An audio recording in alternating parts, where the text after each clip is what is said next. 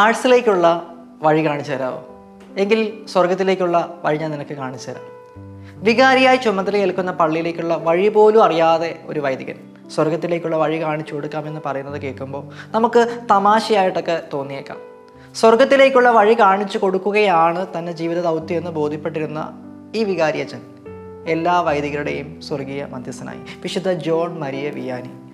August മാസം 4-ാം തീയതി ഈ വിശുദ്ധന തിരുനാൾ തിരുസഭ ആചരിക്കുന്നു.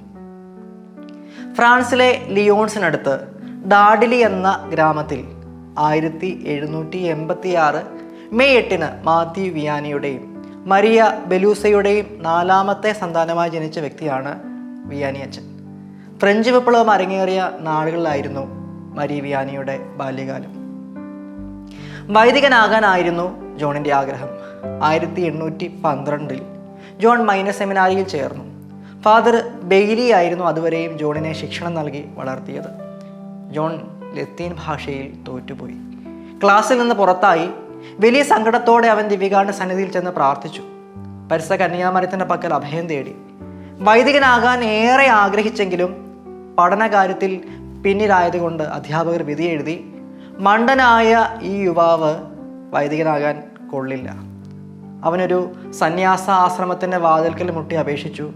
ഭാഷ പഠിക്കാൻ എനിക്ക് വലിയ കഴിവൊന്നുമില്ല, അതിനാൽ വൈദികനാകാൻ സാധിക്കുമെന്ന് തോന്നുന്നില്ല. അതിനാൽ ഒരു തുണ സഹോദരനായി എന്നെ സ്വീകരിച്ചാൽ മതി. ജോണിൻ്റെ അപേക്ഷ അവിടെയും തിരസ്കരിക്കപ്പെട്ടു. വീണ്ടും ജോൺ ഫാദർ ബെയ്ലിയുടെ പക്കൽ അഭയം പ്രാപിച്ചു. അദ്ദേഹം വീണ്ടും ജോണിനെ പഠിപ്പിച്ചു. വീണ്ടും പരീക്ഷ എഴുതി. ഇത്തവണ ജോൺ വിജയിച്ചു. വലിയ മരിയ ഭക്തനായ, നിത്യം ജപമാല ചൊല്ലാറുള്ള, പൗരോഹിത്യത്തെക്കുറിച്ച് വലിയ ബോധ്യങ്ങളൊക്കെ ഉണ്ടായിരുന്ന ജോൺ 1815 ആഗസ്റ്റ് മാസം 13 വൈദികനായി.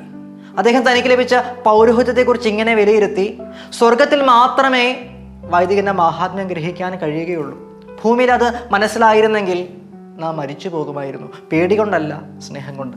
ലിയോൺസ് നഗരത്തിൽ നിന്ന് 19 മൈൽ അകലെയുള്ള ആഴ്സ് എന്ന കുഗ്രാമമാണ് വിയാനി അച്ഛന് തൻ്റെ പ്രവർത്തന രംഗമായി ആദ്യം ലഭിച്ചത്.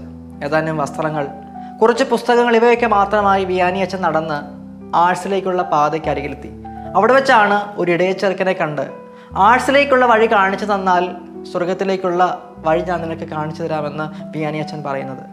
സാമ്പത്തികമായും ധാർമ്മികമായും ആത്മീയമായും ക്ഷയിച്ച ഒരു ജനത, ഇടയിലില്ലാത്ത ആടുകളെ പോലെ അവർ കലഹിച്ചും ഭിന്നിച്ചും കഴിഞ്ഞിരുന്ന ഒരു സമൂഹം, മദ്യപാനവും ചൂതുകളിയും രാത്രി ഗാന നൃത്ത ആഭാസങ്ങളും ഒക്കെ അരങ്ങേറിയ ഒരു നാട്. പരിഹാര ചൈതന്യം മാത്രമേ ഈ ജനതയെ രക്ഷയിലേക്ക് നയിക്കാൻ കഴിയുകയുള്ളൂ എന്ന് അദ്ദേഹം മനസ്സിലാക്കി. നാട് മുഴുവൻ ഉറക്കത്തിലായിരിക്കുമ്പോഴും ദേവാലയത്തിലെത്തി മുട്ടിന്മേൽ നിന്ന് അദ്ദേഹം പ്രാർത്ഥിച്ചിരുന്നു. വിയാനി അച്ഛൻ്റെ വലിയ പ്രാർത്ഥനയുടെയും പാപപരിഹാരത്തിൻ്റെയും ഒക്കെ ഫലമായി ആഴ്സിലെ ജനങ്ങൾ കൂടുതലായി പള്ളിയിലേക്ക് എത്തി തുടങ്ങി. പലരും കുമ്പസാരിച്ച് കുർബാന സ്വീകരിക്കാൻ താല്പര്യം പ്രകടിപ്പിച്ചു. ദിവസവും 17-18 മണിക്കൂറുകൾ വരെ അദ്ദേഹം കുമ്പസാരക്കോട്ടിലിരുന്ന് കുമ്പസാരങ്ങൾ കേട്ടു. അതുതന്നെയായിരുന്നു ആഴ്സിലെ ഏറ്റവും വലിയ അത്ഭുതവും. ആ ഇടവകയിലെ ജനതകൾ മാത്രമല്ല, അകലെ നിന്നുള്ളവർ പോലും ആ കുഗ്രാമത്തിലെത്തി അദ്ദേഹത്തിൻ്റെ പക്കൽ കുമ്പസാരിച്ചു. വിശുദ്ധനായ ഒരു വൈദികന്റെ സാന്നിധ്യം പാപസങ്കീർത്തന വേദിയിൽ എത്രമാത്രം ദൈവജനം ആഗ്രഹിക്കുന്നു എന്നതിൻ്റെ സാക്ഷ്യമാണ് വിയാനി അച്ഛൻ്റെ ജീവിതം. ആഴ്ച നടക്കുന്ന സംഭവങ്ങളെക്കുറിച്ച് പഠിക്കാൻ ലിയോൺസിലെ മെത്രാൻ വികാരി ജനറൽ അച്ഛനെ ചുമതലപ്പെടുത്തി അയച്ചു. അദ്ദേഹത്തോടുള്ള വിയാനി അച്ഛൻ്റെ പ്രതികരണം എങ്ങനെയായിരുന്നു? അച്ഛാ, ആളുകളെ ആകർഷിക്കാൻ ഞാൻ ഒന്നും ചെയ്യുന്നില്ല. തീർത്ഥാടകരെ തേടി ഞാൻ എങ്ങും പോകുന്നില്ല.